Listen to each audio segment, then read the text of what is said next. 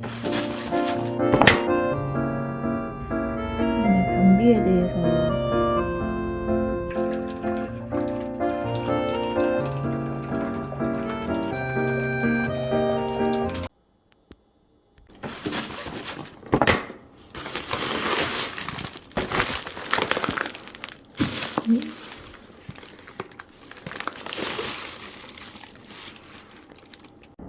오아시스 장바구니 하울 시작하겠습니다.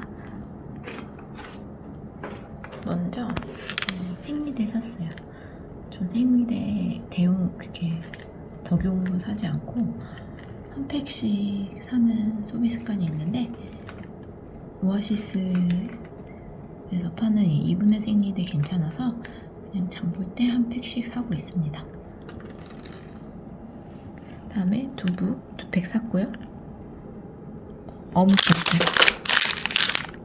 세로미 어묵이 없어서 요거 샀습니다.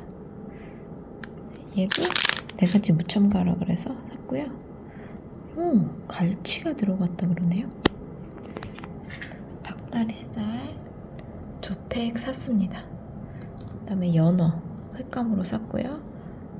깐마늘, 무농약 국내산 깐마늘 200g 샀고, 연두부 3팩 샀습니다. 파프리카 2개 들어있는데요. 요게 2,000원대예요. 그리고 전 2팩 샀고요. 달걀 1번 달걀 15개 샀습니다. 그 다음에 생새우살 요거 10,000원 넘어요. 지금 이거 200g인데 이거 녹았다. 요거 10,000원 넘어요. 11,000원 정도 하는데, 근데 품질이 괜찮아서 계속 사고 있습니다. 그 다음에 소세지 하나 샀어요. 이상 오아시스 언박싱 마치겠습니다.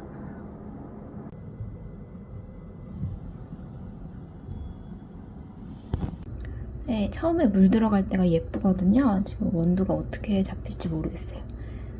오늘 변비에 대해서 이야기하기로 했죠. 변비는 만성질환이죠, 변비도. 그리고 변비는 약간 계절을 좀 타기도 하는데, 여름에는 땀을 많이 흘리니까 그래서 변비 환자 증가되는 경향이 있고, 겨울에는 또 겨울대로 운동을 많이 안 하시니까 또 더 변비 환자가 많아지거든요. 그래서 변비는 1년 내내다. 네. 변비가 생기는 원인은 뭐 장에 진짜 문제가 있거나, 아니면은 그거를 기능적 장에 진짜 문제가 있거나, 아니면은 다른 장은 괜찮은데 변비 자체가 생기는 경우 2가지로 나뉘는데요. 변비가 그 장에 문제가 없다는 전제 하에 변비가 생기는 원인은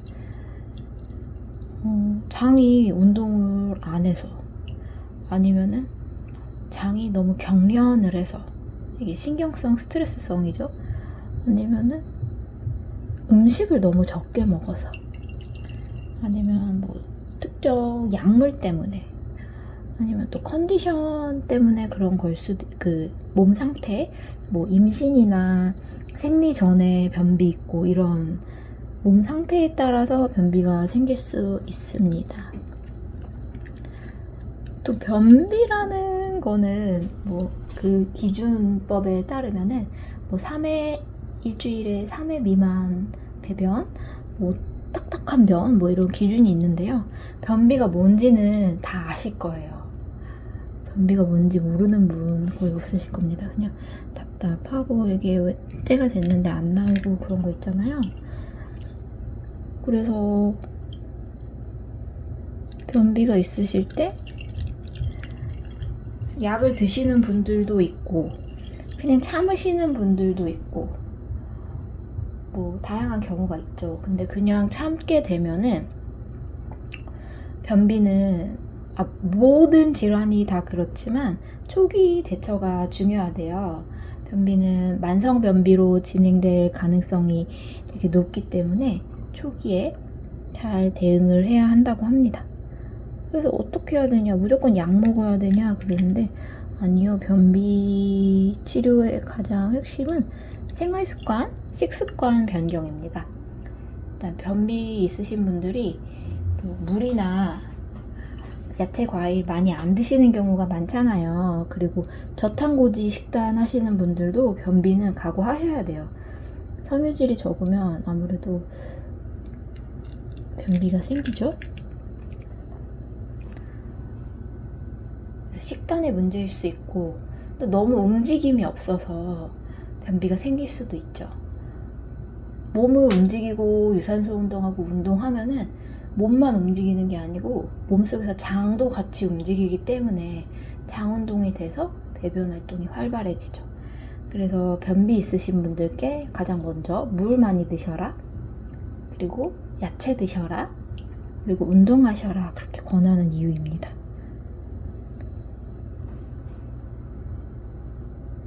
그런데 뭐 다 해봐도 안 되면 약 드셔야죠. 약 드셔야 되는데 약을 또 변비가 뭐 일시적으로 생기시는 분들은 뭐 그냥 뭐 그렇게 크게 걱정 안 하셔도 되는데 만성 변비다, 그러니까 나 이거 평생 먹어야 돼요 막 이러시는 분들 계시거든요. 그러시는 분들은 일단은 약을 드시면서 항문에 무리가 안 되게 하면서 식습관을 조절하시고 운동하시고, 그리고 유산균 같은 거가 도움이 될 수 있는데 그 유산균 즉각적인 효과가 아니거든요. 한 3-4개월 꾸준히 드셔야지 효과가 있는 거기 때문에 변비는 장기적 관리가 필요하다 입니다. 그리고 유산균보다 더 중요한 거는 내 장내의 컨디션이에요. 장 컨디션. 우리가 유산균을 먹는 목적도 장 내에 유익균을 늘리려는 목적이잖아요. 그런데 유익균이 자리 잡기 위해서 프로바이오틱스를 먹어주는 건데, 원래 내 몸에 있던 유익균이 정규직원, 상주군이라고 하면은 우리가 먹는 프로바이오틱스는 용병이에요. 진짜 급할 때 막 넣어주는. 그래서 이 용병은 그렇잖아요. 다 할 일만 하고 가죠. 그렇듯이 유산균을 먹어서 유산균이 일시적으로 도움을 줄 수는 있지만 그거보다는 장내 정상균이 잘 자리 잡게 하는 게 선행된다, 우선이다. 그러려면은 식습관이 더 중요합니다. 그리고 변비약에 다시 돌아가면은 변비약의 종류가 여러 가지가 있죠. 식이섬유 같은 변비약, 차전자피, 아기오가립 이런 거는 장 속에서 물을 빨아들여서 안에서 불려가지고 변을 크게 해서 밀어내는 거고, 장케락 같은 락슬로스는 수분을 삼투 현상으로 수분을 빨아들여서 변을 좀 이렇게 크고 부드럽게 해서 내보내는 거고, 그 다음에 듀코락스 같은 거는 장을 자극을 이렇게 운동을 촉진하면서 부드럽게 하는 계면활성제 작용이 있어서 가장 빠르게 효과를 볼 수 있죠.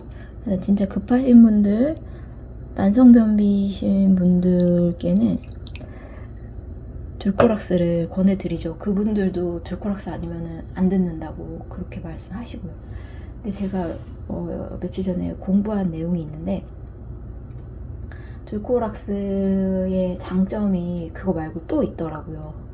듀코락스는 사람들이 가장 이상적으로 생각하는 게 아침에 일어나서 화장실을 가는 거잖아요. 그래서 모닝 응가라는 말은 있어도 저녁 응가라는 말은 없잖아요.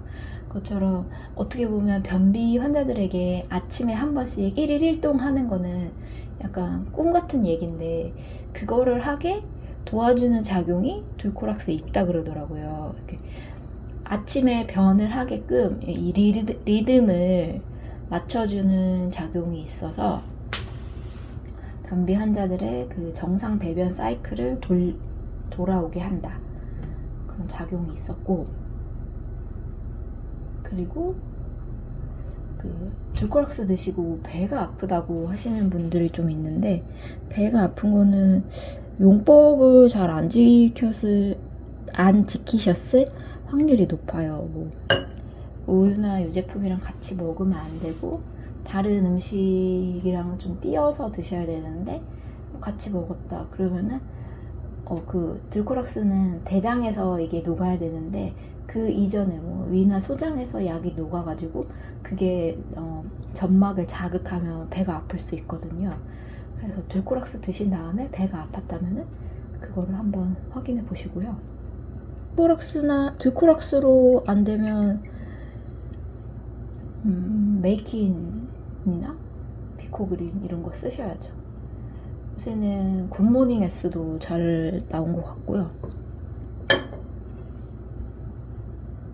그래도 안 되면 관장인데, 그런데 변비 있으신 분들 뭐 유산균으로 해결한다, 푸른으로 해결한다, 뭐 각종 뭐 건강 기능성 식품 많잖아요. 그런 걸로 혼자 끙끙대면서 만성 변비 되고 뭐 치열, 치루 이런 걸로 진행되는 것보다는 그 변비약 좀 쓰시고, 그래서 초기에 잘 해결하시길 바랍니다. 커피가 다 내려갔습니다.